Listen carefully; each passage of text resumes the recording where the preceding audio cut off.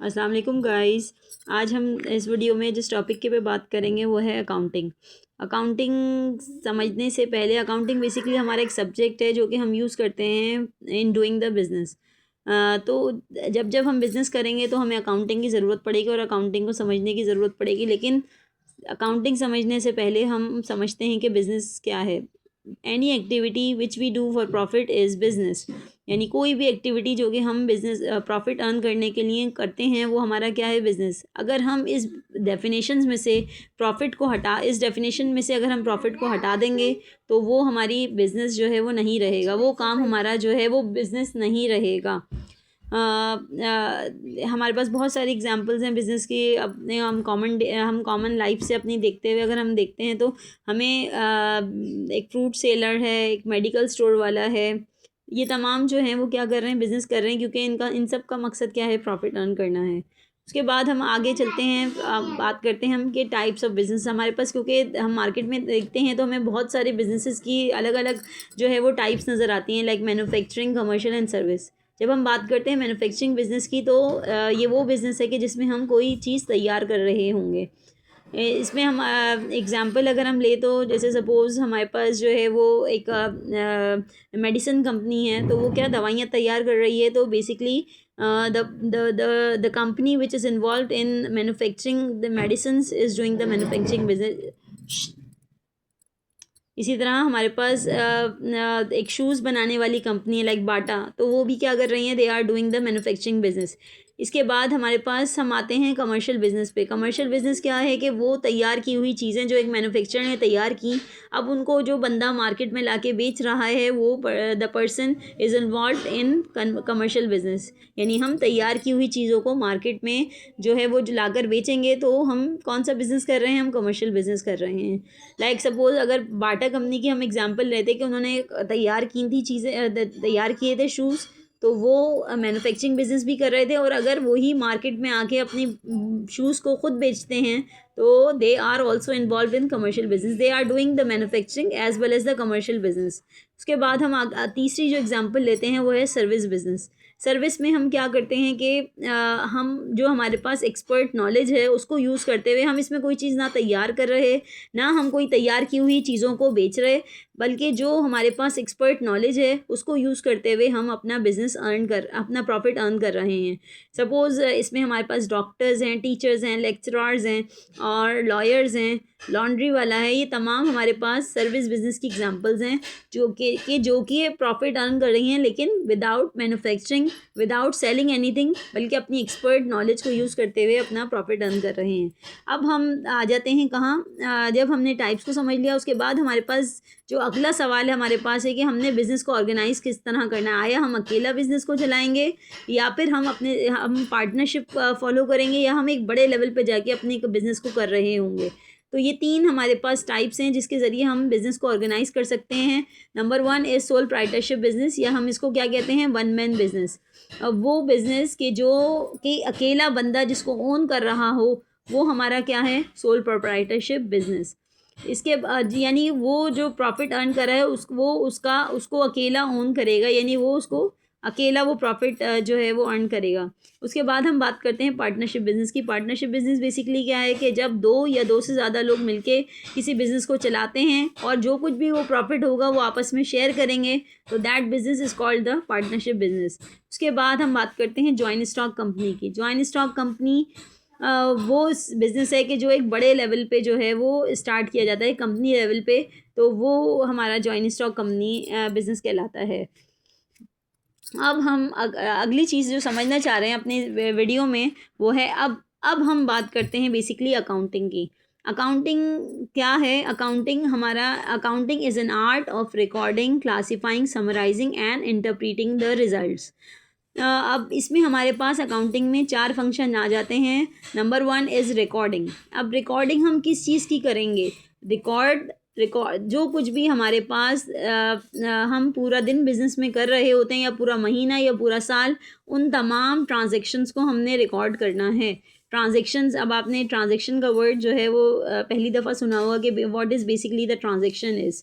Transactions हमारे वो events हैं जिनका ताल्लुक़ पैसे से हो। हमारे पास ज़िंदगी में बहुत सारे इवेंट्स जो हैं वो हो रहे होते हैं, लेकिन तमाम ट्रांजेक्शन्स नहीं होंगी, यानी वो हमारे इवेंट्स कि जिसमें हमारा पैसा इन्वॉल्व है, बेसिकली वो हमारी ट्रांजेक्शन्स है। तो जब हम बिज़नेस के हवाले से बात करेंगे कि बिज़नेस में जो वो इवेंट्स जो है जो हमारे पैसे से के हवाले से हैं, वो हमारे ट्रांजेक्शन्स कहलाएंगे। लाइक सपोज़ वो बंदा जो बिज़नेस चला रहा है, उसने जो है वो अपने बिज़नेस के लिए फ़र्नीचर ख़रीदा या दुकान उसने जो है वो रेंट पे ली, तो ये तमाम इवेंट्स जो हैं वो बेसिकली क्या कहलाएंगे, ट्रांजेक्शन्स। लेकिन अगर वो अपना बिज़नेस करने के लिए कहीं जाता है, मूव करता है, तो वो बेसिकली ट्रांजेक्शन नहीं कहलाएगी। तो transaction are basically are events that are financial in nature, जिसमें पैसे का या तो इनफ्लो होगा या आउटफ्लो होगा।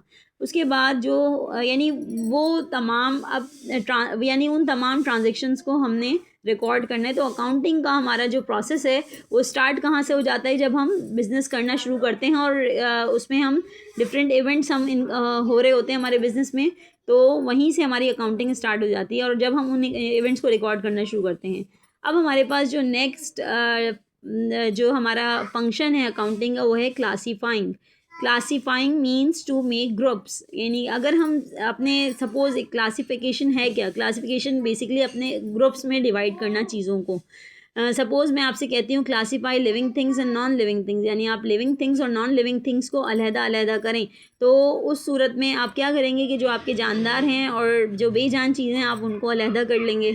इसी तरह अगर सपोज़ हम बात करते हैं कि आप जो है वो प्लांट्स और एनिमल्स को अलहदा करें, तो आप उनको अलहदा कर देंगे। तो basically classification is making the groups. अब अकाउंटिंग में हमारे पास हम ग्रुपिंग किस बेसिस पे कर रहे होते हैं, हमारे पास 5 जो हैं वो क्राइटेरिया हैं कि जिनकी बेसिस पे हम क्लासिफाई करेंगे। क्राइटेरिया में हमारे पास जो हैं वो क्या हैं, assets, liabilities, capital, revenue and expense. अब इनको हम अलग-अलग समझेंगे कि एसेट्स बेसिकली होते क्या हैं। आपने सुना होगा एसेट का वर्ड, लेकिन आज हम देखेंगे कि एसेट्स बेसिकली होते क्या हैं। Assets are those items which we own and that is our resource and that provide us the future benefit।